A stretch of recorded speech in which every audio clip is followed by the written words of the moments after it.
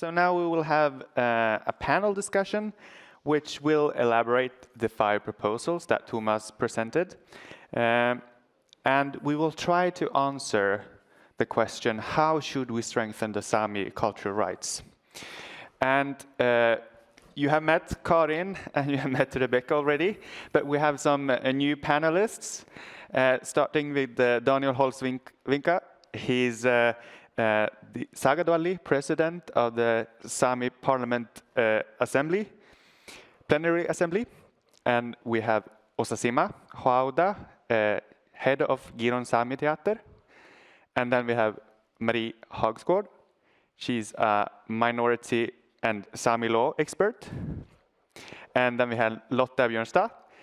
She's a representative of the Swedish Arts Council. Yes, and then Rebecca, and then we have TOMAS COLBENGTSON as well, Sami artist. Welcome everyone. Okay, so the game rules for the panel discussion is such that you will have about 2 minutes each to elaborate a little bit on these 5 proposals. And we will start with Marie. As expert of Sami and minority law, what kind of legal possibilities is there to actually realize or actualize these proposals? That is, what kind of legal grounds may turn the inequality highlighted in the report such that we actually get some equality? Well, I have spent 4 years in the Council of Europe monitoring Sweden's responsibilities under the Framework Convention for the Protection of National Minorities, but also indigenous people. And the main principle of this convention, which also is behind the Swedish minority law, paragraph 4, is that Sweden has an obligation to promote the conditions necessary for Sami to keep and develop their culture.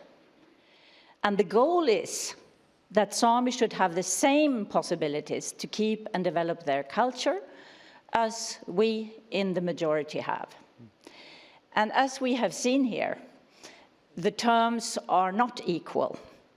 So when I look at your proposals, your 5 proposals, I recognize them from proposals from other minorities around Europe. The funding. It is very common that you have funding for projects, but nothing sustainable. And we again and again say in our monitoring work that funding must be sustainable, because otherwise you can't plan for developing your culture if you don't know what you have in the form of funds. The second thing is that a lot of minorities ask for premises where they can show their culture. And I think it's very appropriate for Sami culture to ask for a nomadic meeting place. This is also something that we regularly support in our opinions. And the third thing, to build up competence, language competence, but also gathering information so it's easier to see what Sami culture has to offer. That is another article in the convention, which is Article 15 or paragraph 5 in the minority law.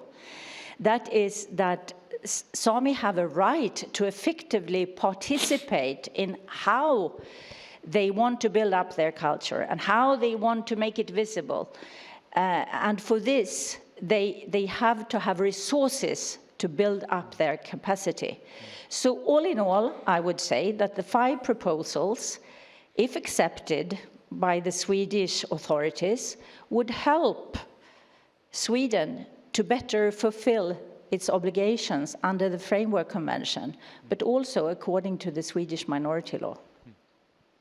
Thank you. And let me add, my colleagues in the expert committee arrive in March for a week here in Sweden to listen to both Sami and the authorities. So hopefully, if not sooner, something will happen then. Thank you. Thank you. Lotta, I didn't mention, you're the Director of Literatures and Libraries Unit at the Swedish Arts Council. What do you say about the 5 proposals from a Swedish authority perspective?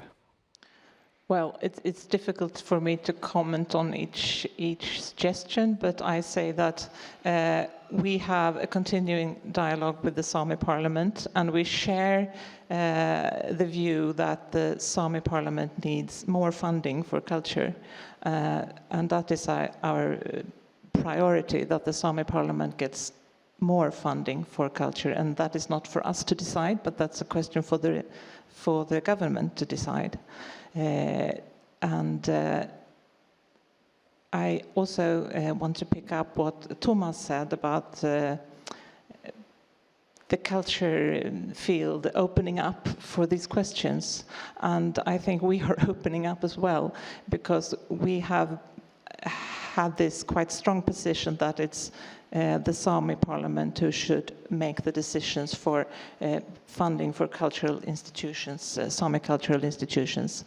But we cannot wait. None of us can wait. So we also need to look at our own opportunities to strengthen our support in different ways. And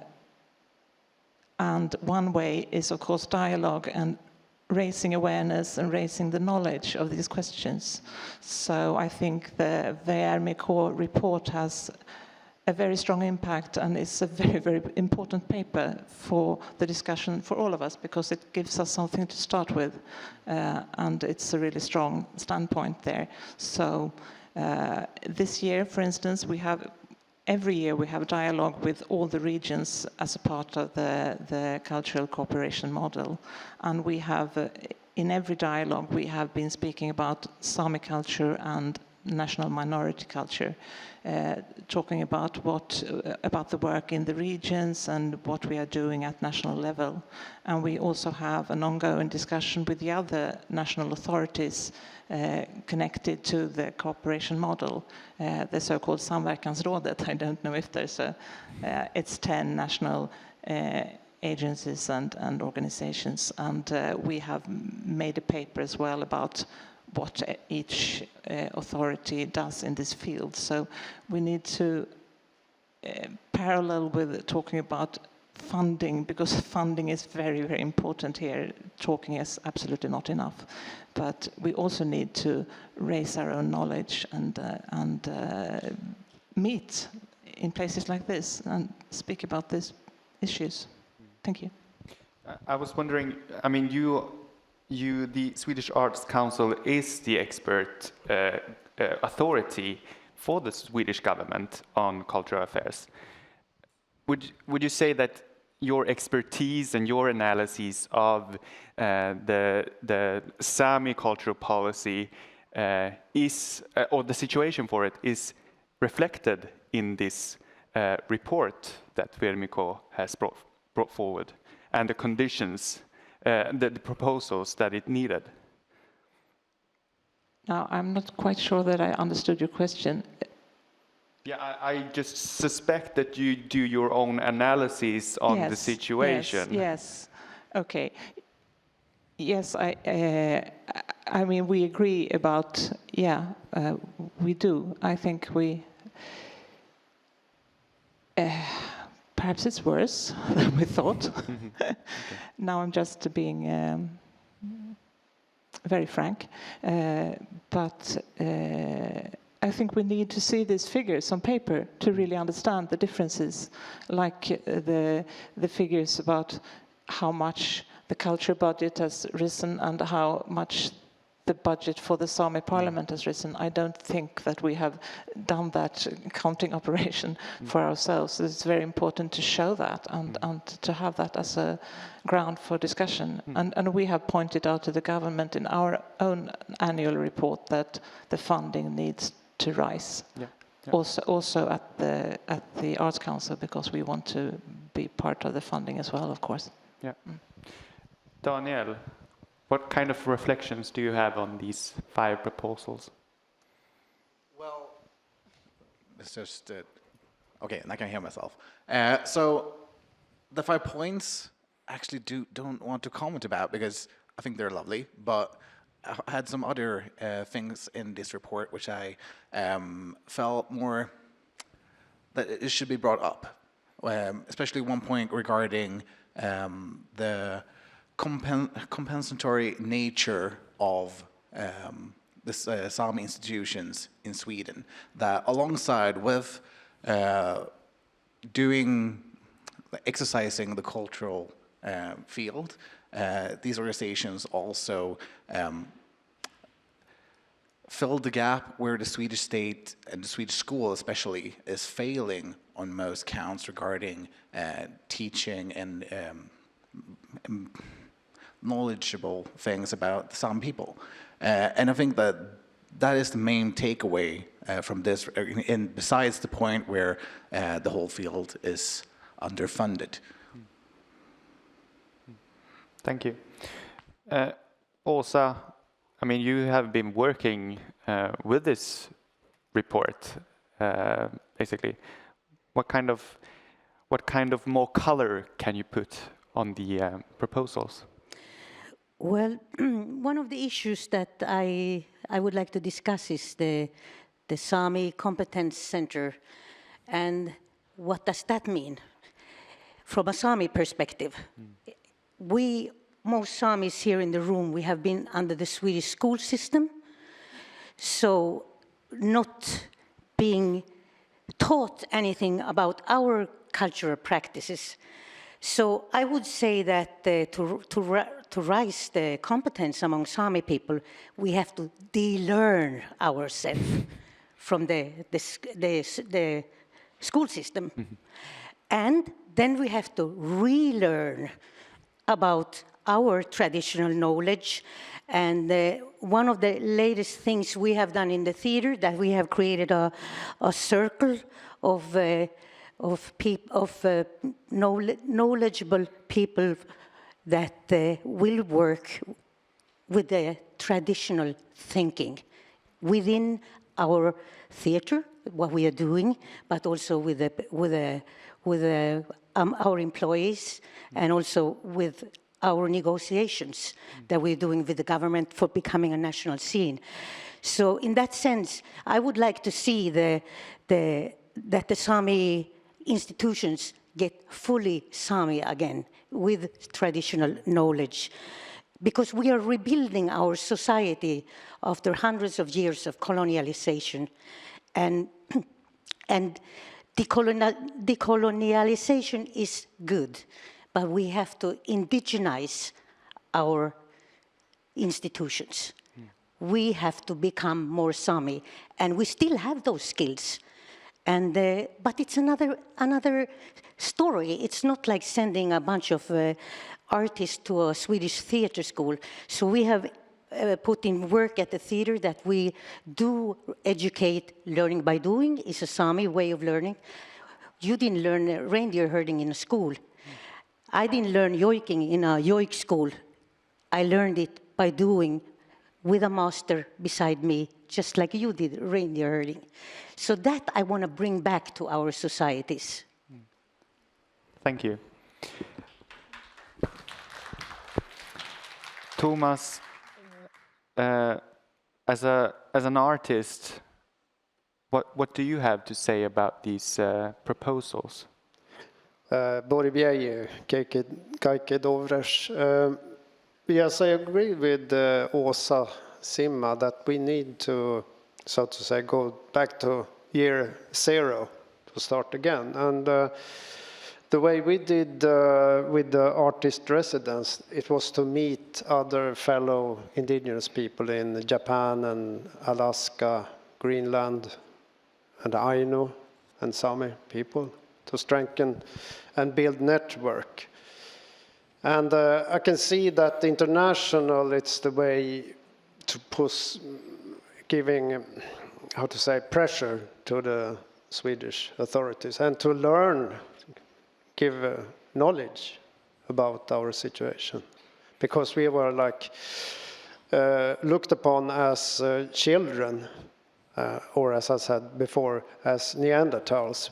But I don't know if Neanderthals perhaps was really good people also. But anyway, we were not, couldn't create the art actually.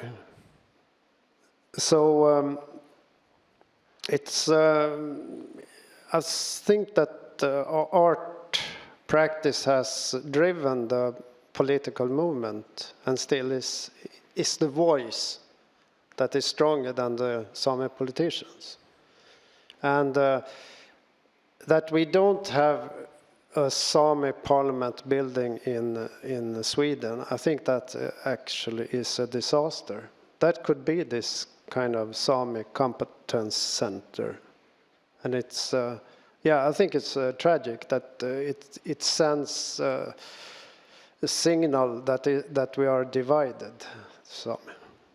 So I really promote Sami building. I mean, it can be in Kiruna or wherever it is, but I hope it will be in Stare.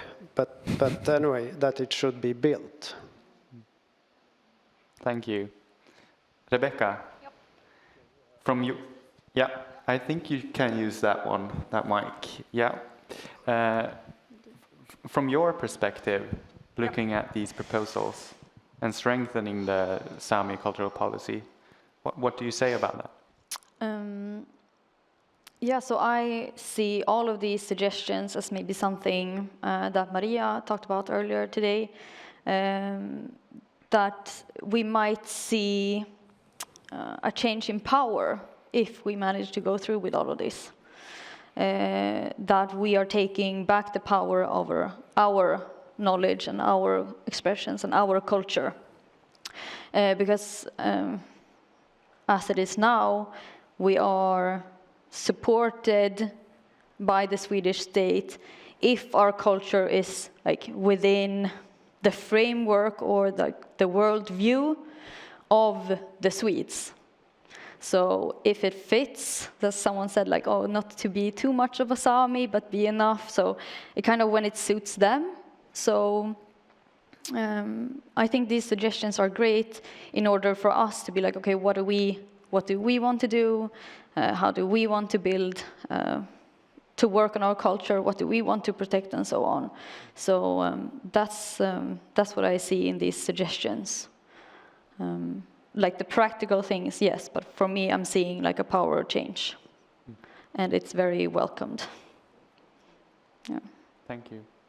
Karin, from your perspective as councillor in the region, how can this help you in your work? I try this microphone. Yes, it works.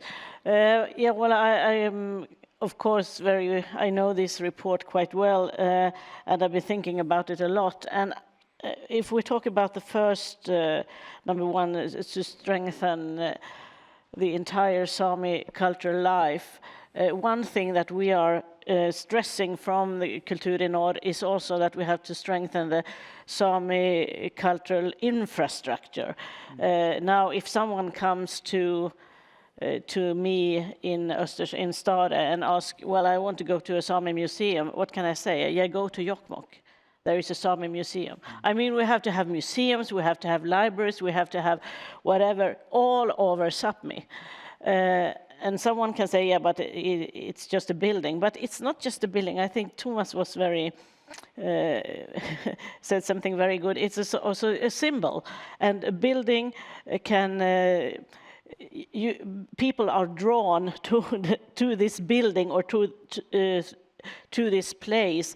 And if you also involve the schools and the university, higher education. You can create these competence centers, and the Sami culture take the place that it should have. It's a long way to go, but of course, one step at a time. And now we are working very much with the museums infrastructure.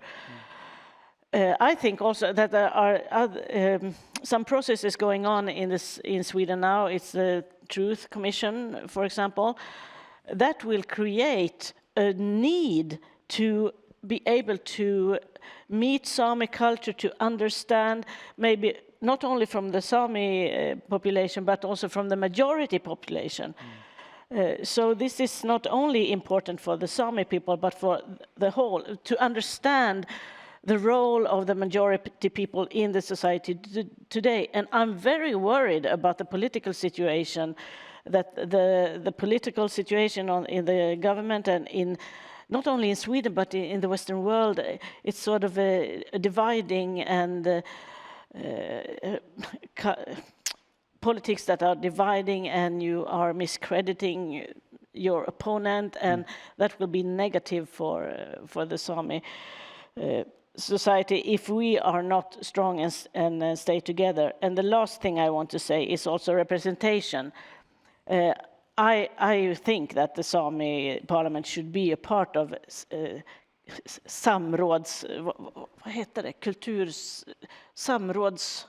samverkansrådet without being a part of kultursamverkansmodellen. Because I think that representation matters. You have to be in the rooms where the decisions are made. Thank you.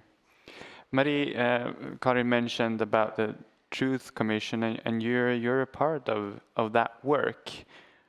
What can you say from that perspective then?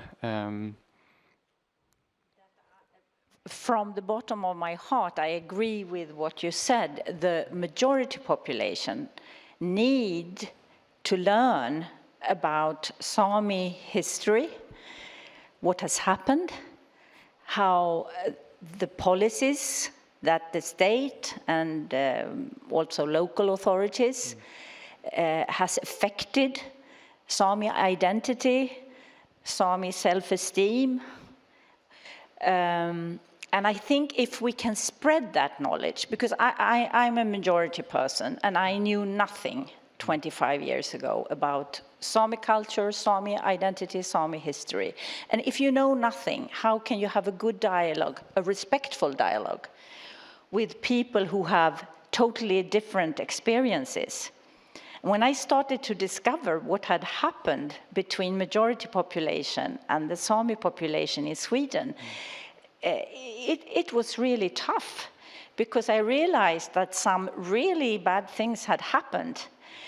And we all need that knowledge to be able to start a good dialogue with a will to create a good society for all, for persons belonging to the majority, but also for Sami people. And we need this in the schools, as you said. We have had it in the curriculum for 22 years. But I met teachers and headmasters in Dorotea 2 weeks ago, and they were so frustrated because they said, we want to teach about Sami history and culture, but we know nothing ourselves. How can we do it?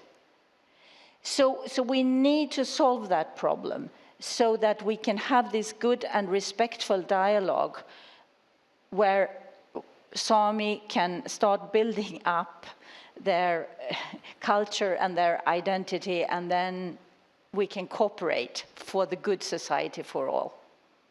So this is a big vision that I hope to contribute to, as much as I can, but we all need to cooperate to make this Truth Commission a good step forward. We need Sami to tell us their stories, and the majority society need to learn.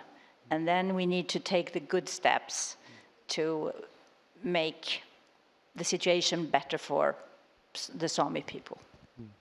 Åsa? Marie, thank you, because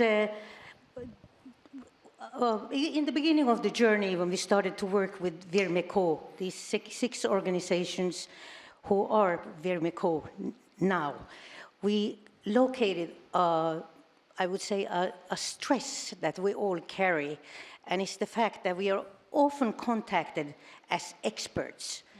It can be somebody that's going to the university, writing a paper, needs a Sami person to read it and brand it, like kravmärkt, you know?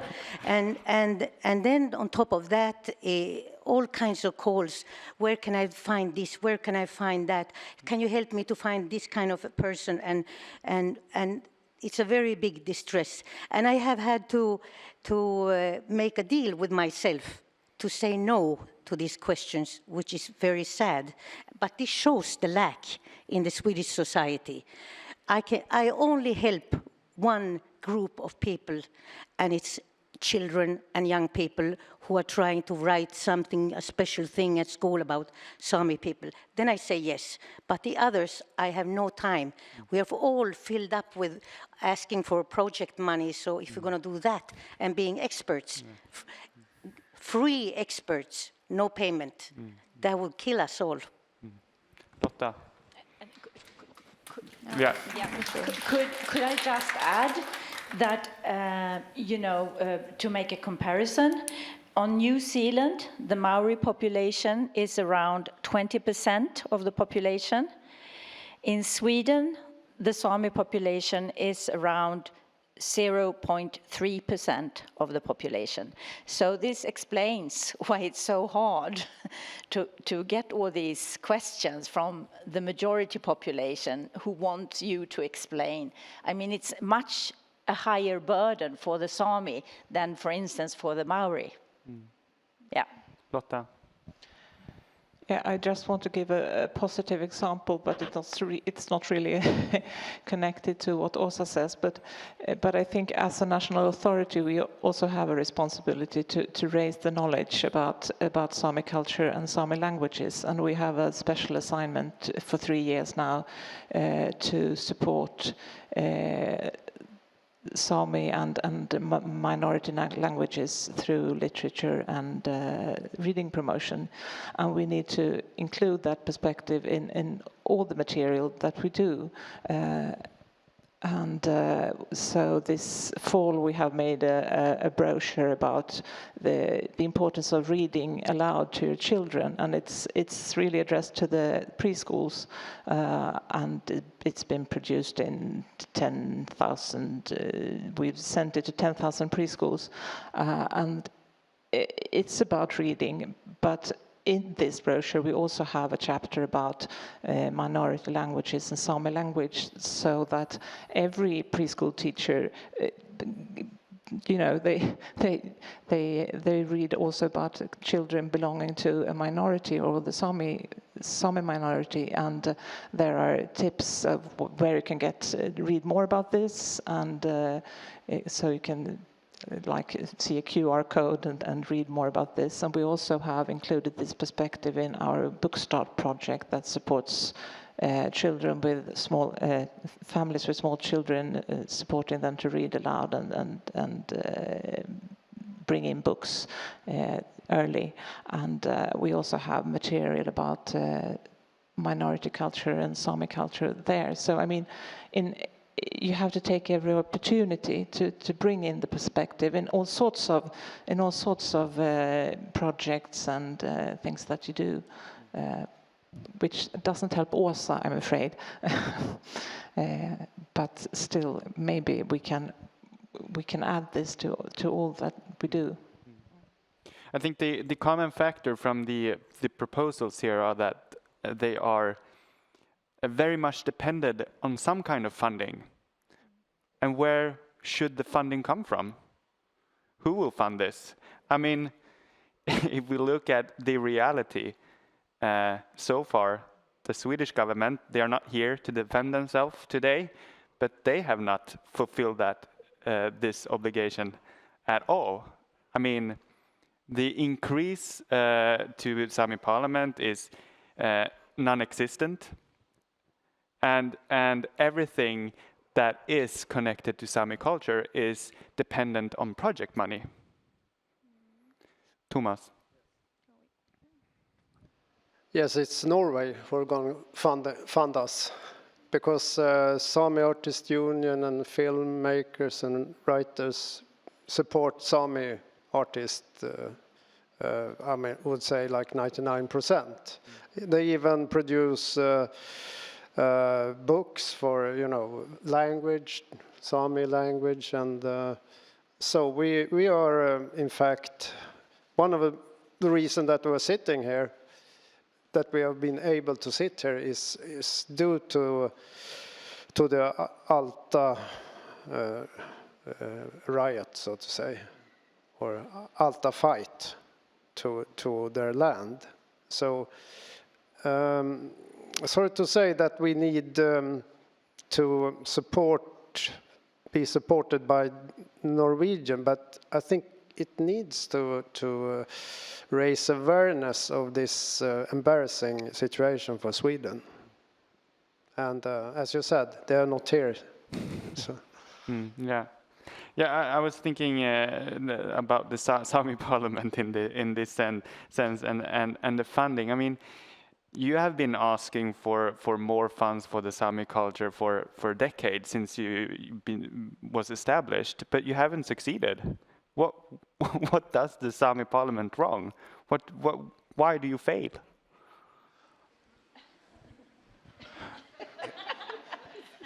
Okay, can I get, yeah. Okay, so let's fix this very quickly. Yeah. So there is, like, in this essence,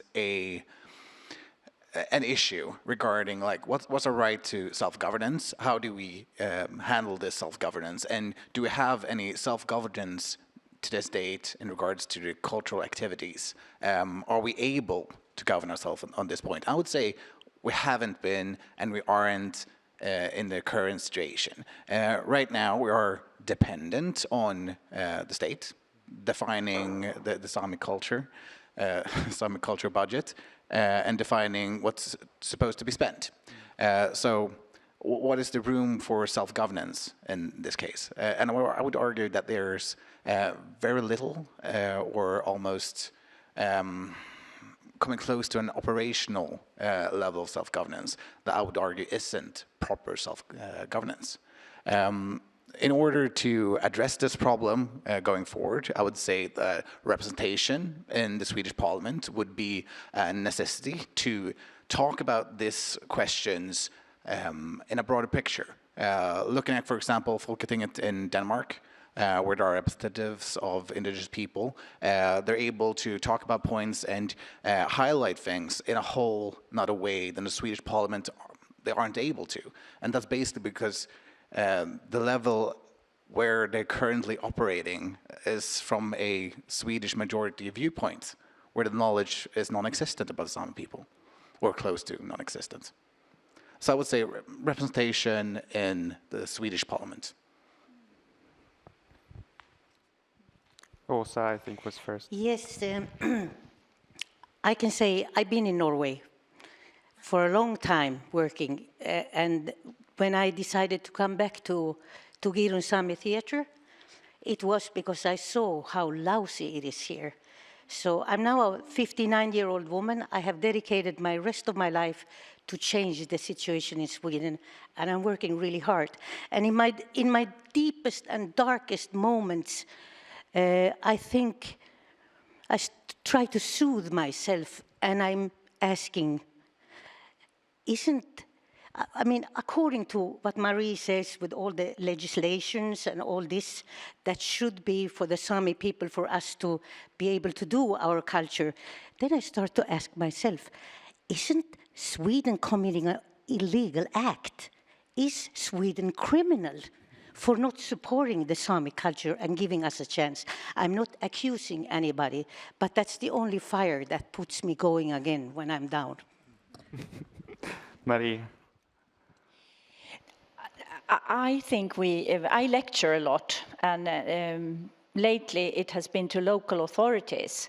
And then I discover that international law is not very well known, although it is behind the Swedish minority law. It says in paragraph 2, this law builds on the obligations according to the Framework Convention of the Council of Europe. So you have to read every paragraph in the minority law in light of Sweden's obligation under this convention. And what is the goal of all international conventions? I always have to explain this. It's equal rights for all human beings. So, minorities have historically been discriminated against, and they are still discriminated against. That is why we have the second principle. We need to take special positive action. It's not enough to give Sami equal economical support to Swedish majority people. They have to have more support because they are now on a lower level. And if they are, will you hold that? If they are to come to the same level as persons belonging to the majority, you need a lot of positive action from the state. And when I explain this, it's like, oh, I haven't thought about that, the politicians say at the local authorities. And maybe we need to remind authorities about this. I think so, because in Sweden we have a long tradition of equality, and we don't have equality. So let us join in reminding everybody about the obligations we as a state have made and how that has to be practically implemented on the ground. Tomas. Yes, I hear you, but Sami is indigenous, and we have this indigenous rights, and on this, so to say, this knowledge, indigenous knowledge, is, if you compare Sweden to, like, say, USA, I mean, USA have been awful, they've been killing all the indigenous, but they still are aware of the culture. They are still, they are living amongst them, and they are represented even in at Senate. Or